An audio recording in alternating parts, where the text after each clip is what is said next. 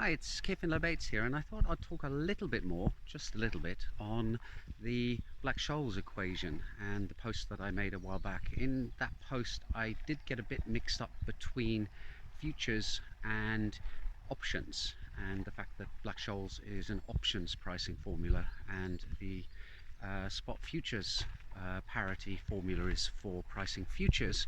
And one of the things I found digging into it is that Black-Scholes was actually disappointingly simple in the end, in that it looks to me like it is just the spot futures parity formula plus a random variable to take into account the fact that prices of commodities fluctuate on a random walk over time, that they are Markovian. And what is disappointing about that is that I'd kind of hoped that Black-Scholes actually included something about sudden crashes or rises in stock markets, but in fact it only functions well when the market is behaving in a sort of sensible meandering way rather than making sudden jumps. And in hindsight, of course, that should have been obvious. For example, one of the causes behind the 2008 financial collapse was that people were using Black-Scholes sort of robotically and weren't taking into account that it doesn't apply in extreme market conditions. And I have a gut feeling that there is not going to be a neat formula that allows you to cope with unexpected events, because they are by definition unexpected, and that combined with sort of mass hysteria that happens in the markets when things shift quickly means that it is just a chaotic mess and impossible to model.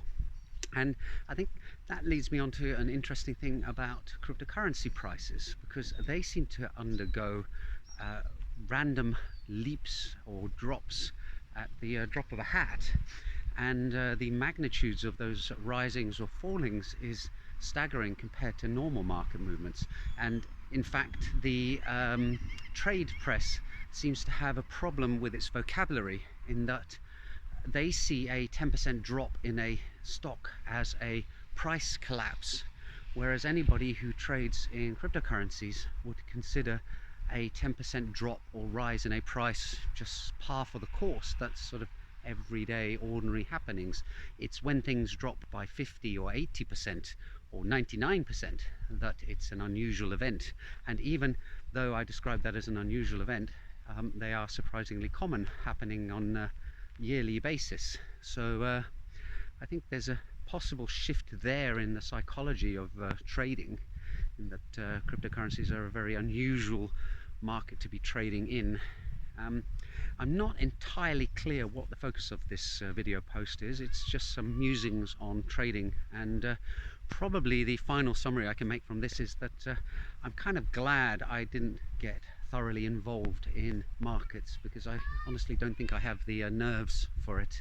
It seems to be very chaotic, very messy, very unpredictable, and I have a feeling that successful traders ultimately are successful due to luck more than anything else. If you have 1,000 people trading, the law of averages says that some of them will just miraculously, it seems, pick the right horses to back all the time, but that's just because there's a whole slew of people who pick the wrong ones on a regular basis. It's a bit of a lottery.